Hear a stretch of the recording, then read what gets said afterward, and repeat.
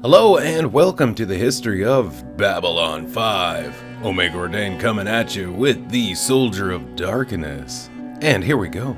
The Soldiers of Darkness are a parasitic race brought into the service of the shadows. While considered to be a myth by many races, both the Narn and the Markab have accounts of their existence and anatomy.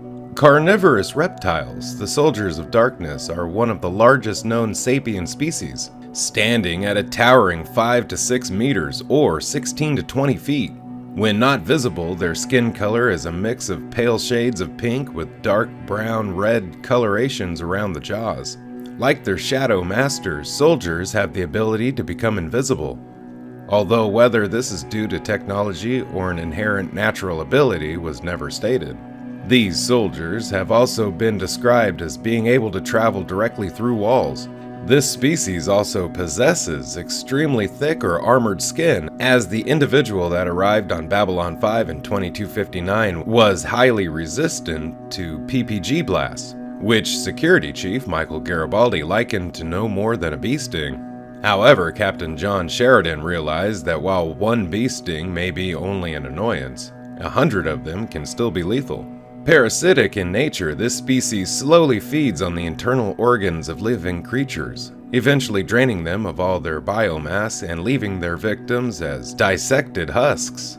One average human male was reduced to a mere 85 pounds in weight by the time one had stopped feeding on him. They also appear to be in control of their metabolism and go for decades with little food. If the ability of food is limited, they may also drain their victims slowly, keeping them alive as long as possible so they can continue to feed. As a last resort, soldiers can also go into periods of extended hibernation lasting several years. Dark soldiers also have a unique variation of telepathy, similar to the Lumari, where they can form a link between themselves and another individual. Unlike the mutual two-way link formed between a pair of Lumari, however, a soldier can create a telepathic link during the violent act of feeding, and the bond is almost entirely one way. A soldier can read its victim's mind and see and hear through their eyes and ears, but not vice versa. This ability also allows them to use any surviving victims as scouts and spies without their victim ever realizing they're doing it. The closest the victim gets to benefiting from this link is a mild ability to sense the soldier's presence, even at a distance. It is unclear if this link enables the survivor to sense any soldier or only the one that originally fed on them. Nothing is known about their home world, their society, or their government.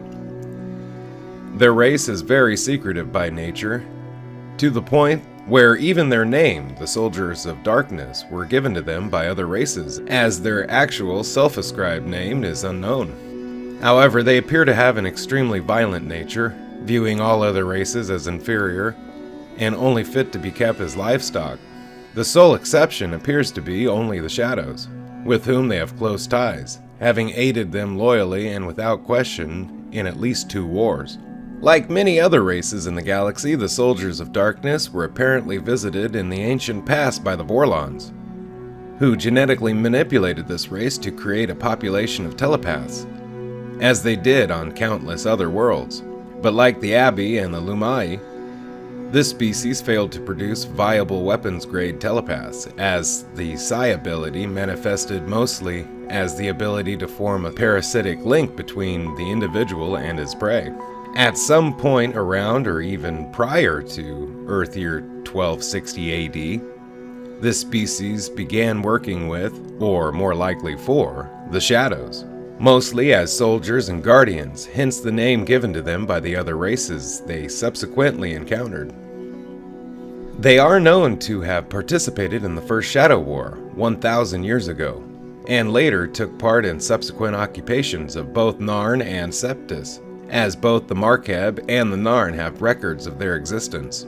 During the later half of the war, the Shadows sent battalions of soldiers to wipe out all Narn telepaths. The genocide was successful, although the victory ultimately proved Pyrrhic, as Jaquan, the last surviving Narn telepath, with the help of the Vorlons, eventually drove both the Dark Soldiers and their masters from Narn, never to return. Following the end of the First Shadow War, the Dark Soldiers went into a self-imposed seclusion, Many races, such as the Centauri, would subsequently consider this species to be entirely fictional, or the stuff of good ghost stories. The first confirmed sighting of a member of this species in centuries was during the Earth-Minbari War, when a human intelligence gathering unit sent to spy on a Minbari base on an uninhabited moon unwittingly awoke an individual who had been hibernating on this world. That soldier proceeded to affect the minds of the soldiers stationed there, killing them one by one, until only one soldier was left. The massacre was later blamed on the Minbari, with the stories about the Dark Soldiers once again dismissed as madness brought on by post-traumatic stress. Just prior to 2258, the Soldiers of Darkness became increasingly active again, with large numbers heading for Zahadum in order to answer the Shadow's call to arms once more.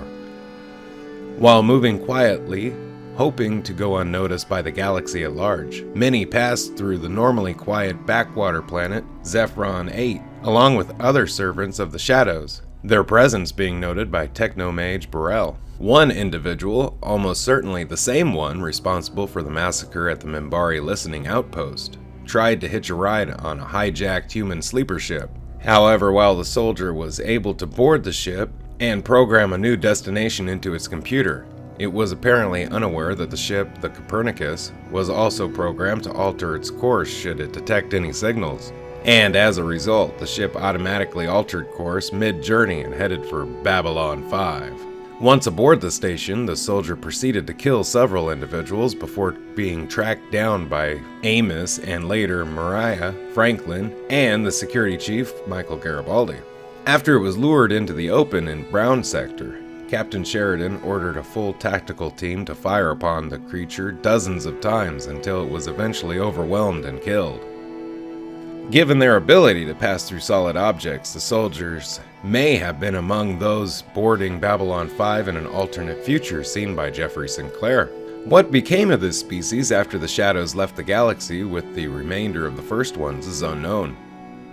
While Lita Alexander triggered Zahadum's self-destruct mechanism, there was enough time for evacuation, so they presumably escaped alongside the other races who had been in service to the Shadows.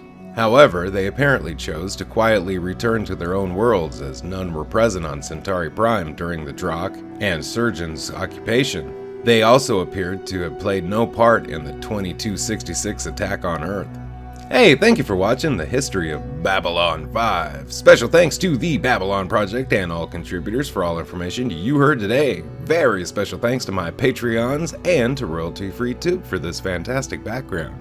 Everybody have a great day. Bye-bye.